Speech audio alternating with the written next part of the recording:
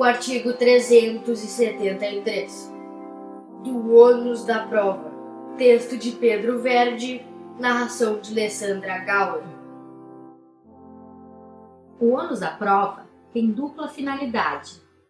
Inicialmente, serve como regra de instrução, indicando às partes os fatos que cada uma necessita comprovar para vencer.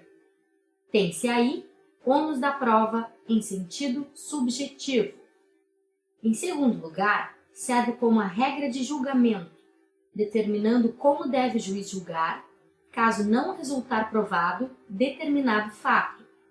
Serve, pois, como um guia para o juiz, que na dúvida invencível sobre alguma alegação de fato, possa decidir, sem arbitrariedade, contra a parte a que incumbia o ônus da prova. A regra geral, constante do artigo 373, é de que ao autor compete a prova dos fatos constitutivos de seu direito e ao réu a dos fatos impeditivos, modificativos e extintivos do direito do autor. Pense aí aquilo que a doutrina processual chama de distribuição estática do ônus da prova. Assim, incumbe ao autor a prova da existência do contrato em que se funda o seu pedido, fato constitutivo, podendo o réu produzir contraprova, isto é, produzir provas para desmerecer as produzidas pelo autor. Se o réu alega a invalidade do contrato, incumbe-lhe a prova da causa da invalidade, fato impeditivo, e incumbe ao réu que alega pagamento a prova desse fato extintivo do direito do autor. O parágrafo 1º introduz exceção, regrando a chamada distribuição dinâmica do ônus da prova. Diz: nos casos previstos em lei ou diante de peculiaridades da causa relacionadas à impossibilidade ou à excessiva dificuldade de cumprir o encargo nos termos do caput, ou a maior facilidade de obtenção da prova do fato contrário, poderá o juiz atribuir o ônus da prova de modo diverso, desde que o faça por decisão fundamentada, caso em que deverá dar à parte a oportunidade de se desincumbir do ônus que lhe foi atribuído. Isso quer dizer que a distribuição legal do ônus da prova pode ser alterada, a depender das particularidades do caso concreto, fazendo-se recair o ônus da prova sobre a parte que tenha melhores condições para produzi-la. Veja-se que não há em nosso sistema qualquer óbice à dinamização do ônus da prova. Observam Mitidiero, Arenhardt e Marienoni que a prestação de tutela efetiva exige muitas vezes a dinamização do ônus probatório, fazendo-se com que recaia sobre a parte que tenha melhores condições para produzi-la. É essencial que a parte tenha a oportunidade de se desincumbir do ônus que lhe foi atribuído. Em outras palavras, não pode o juiz inverter o ônus da prova no momento da sentença, assim violando o contraditório, o que configuraria decisão surpresa, que o nosso sistema repudia, como decorre do artigo 10º do novo Código. Nos termos do artigo 357, inciso 3, é em decisão anterior de saneamento à organização do processo que o juiz deve definir a distribuição do ônus da prova.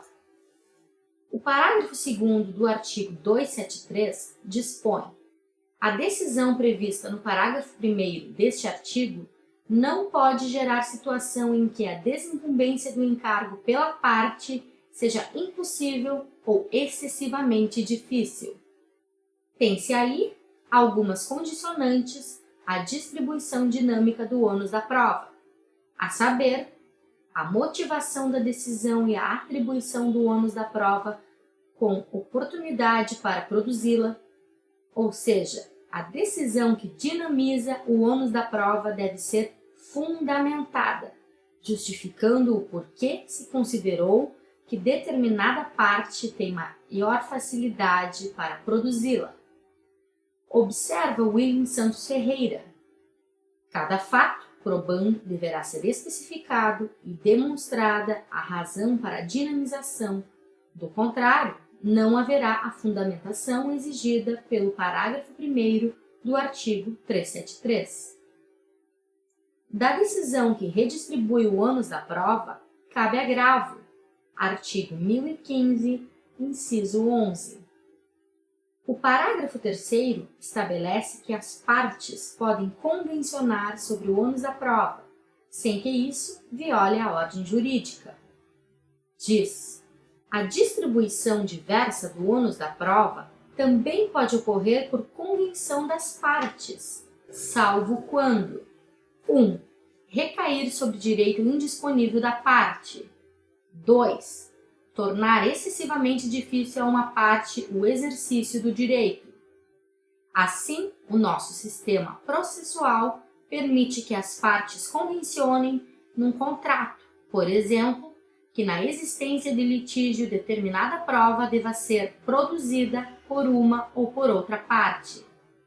Também, se já existente o conflito, ou mesmo se já levado ao Poder Judiciário, podem as partes estabelecer de comum acordo que determinado fato deva ser provado por esta ou aquela parte. Essas convenções acerca do ônus da prova são vedadas apenas em duas hipóteses: quando recair sobre direito indisponível da parte ou quando tornar excessivamente difícil a uma parte o exercício, o que pode ser facilmente explicado. Se fosse viável estabelecer que o titular de um direito indisponível tem o ônus de produzir uma prova que, a princípio, não lhe cabe, poder-se-ia camuflar a disposição de um direito que, em nossa ordem jurídica, é indisponível. Por outro lado, distribuir uma prova e tornar excessivamente difícil o exercício de um direito, ainda que disponível, é o mesmo que negar o direito à tutela jurisdicional adequada e efetiva. O parágrafo 4º, ao estabelecer que a convenção de que trata o parágrafo 3º pode ser celebrada antes ou durante o processo, é autoexplicativo, estabelecendo que as partes podem convencionar sobre a distribuição do ônus da prova antes ou durante o processo.